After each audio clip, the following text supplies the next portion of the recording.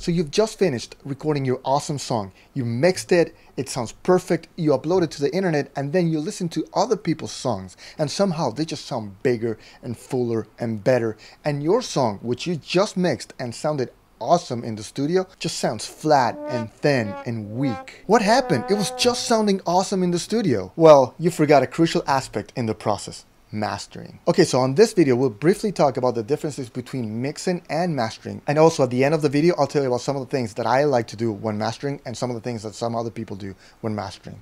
Let's go. So Pat, what the hell is mastering?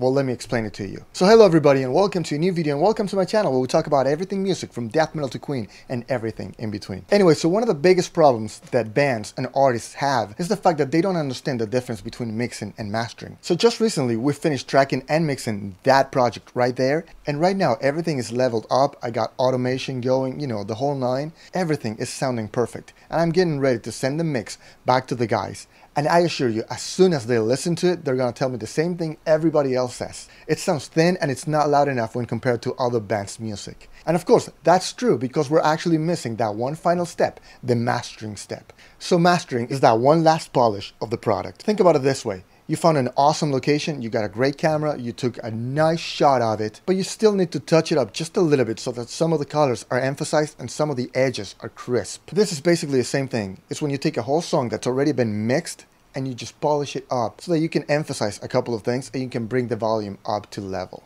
Okay, so essentially there's three parts to a project before it's released. You got tracking, which is the actual playing of the songs and recording. Then you got mixing, where you go to each and every individual track and then you adjust the levels so that you know everything is leveled up.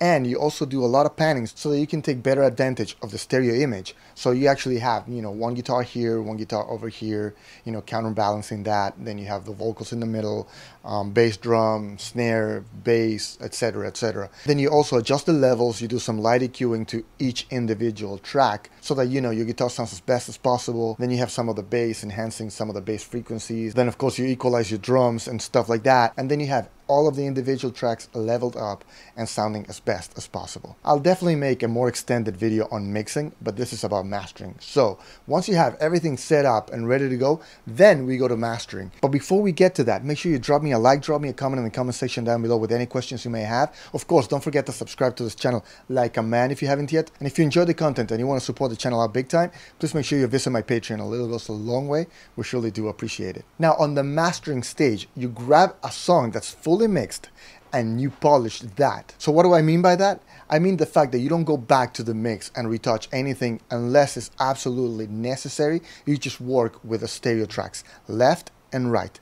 That's it. So you equalize that as a whole. If you compress that as a whole. I mean, of course, we use multi-band compression so that we actually compress certain frequencies only, not the whole thing at once. But on this stage, we work on the song as a whole. Once you get to the mastering stage, you shouldn't be thinking about how the guitar sounds, but how the song sounds. You shouldn't think about the hi-hat sound, but how it all sounds. And of course, the better the tracking and the better the mix, the least you have to do on mastering. Like, think about it this way. If you have a nice location and you took a good picture of that, then you really don't need to touch it up a lot. Now, if the location is, you know, okay and the picture is decent, you might need to touch it up more. But, you know, once you enhance those colors a lot, you know, they don't look natural anymore. If you need to fix the brightness of it a lot, it'll look blown up. Same thing happens with audio. Or if you want to think about it this way, think about it as makeup. If you see a girl with subtle makeup, you know, that'll only enhance her features. But if you see a girl with a lot of makeup on, like really heavy makeup on,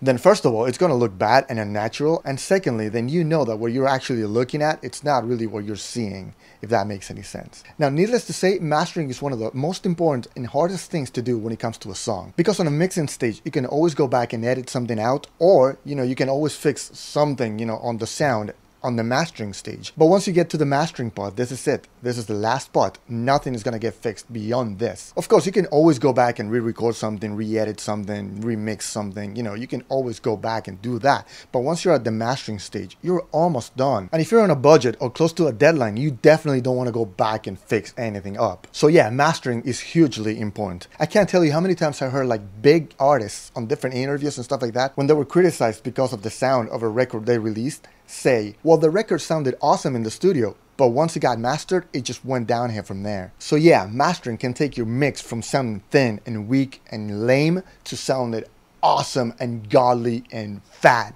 and heavy. But it also can turn an awesome mix to Now, of course, because of all the time, the knowledge, and sometimes the gear used, mastering is one of the most expensive parts of recording. So if you need to cut down on time, or maybe if you're in a budget, let me tell you about Mixia, which is the newest DistroKid service. Like we said before, bands and artists always have trouble making their music sound as good as, some of the artists they love, or even some of their peers. Some of the other local bands or people on YouTube sometimes sound better. So that's where Mixia comes in. Of course, nothing is ever going to replace the expertise or the experience, or more importantly, the artistry of an actual human, mastering engineer. But if you're short on time or money, this is a great resource. With Mixia, DistroKid members can actually put the finishing touches on their songs within just minutes, and they can get a fully customizable, tailored to their song, finished product that's polished and ready to go. Now let me tell you about the cool things about the service. First of all, it's super simple to use. You got a very clean, easy to understand interface, so that'll get you up and going. Second, right now you can actually get unlimited song previews of a song, and you can get one free download, so you can upload that and check it out and see how it works out for you.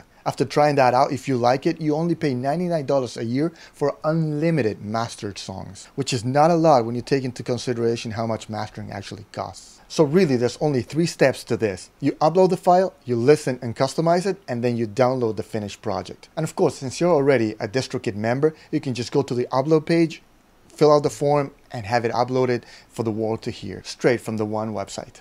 So yeah, pretty sick stuff, isn't it? Now the cool guys at DistroKid actually set me up a while back with a VIP link, which I'll have down in the description below, where you guys will get a 7% discount on your first year's membership. So go ahead and click on that and get uploading some awesome music. Thanks, DistroKid. Now, of course, every engineer has their own approach to this, and also every song is different. I mean, I'm not going to master a death metal song the same way I'm going to master a Pink Floyd-esque song. It's just not gonna work. That's why a lot of the presets on the DAWs are fine, they're cool starting points, but you should always tweak them to better work with your mix. And of course, mastering is also subjective, and it's an art on its own. So yeah, I'm gonna master a song very differently from the next guy mastering the same song. But yeah, everybody's different. The way I do it is I like to be as subtle as possible. If I'm working with a good mix, I like to add or subtract as little as possible. Personally, I always use some EQing, compression, multiband, or straight compression, either or both. I love to add excitement to it when necessary, so like an exciter plugin or BBE 482, which I love. Also, depending on the song and the style, I love to add a little bit of tape saturation from a plugin. And of course, a little bit of reverb goes a long way towards fanning a song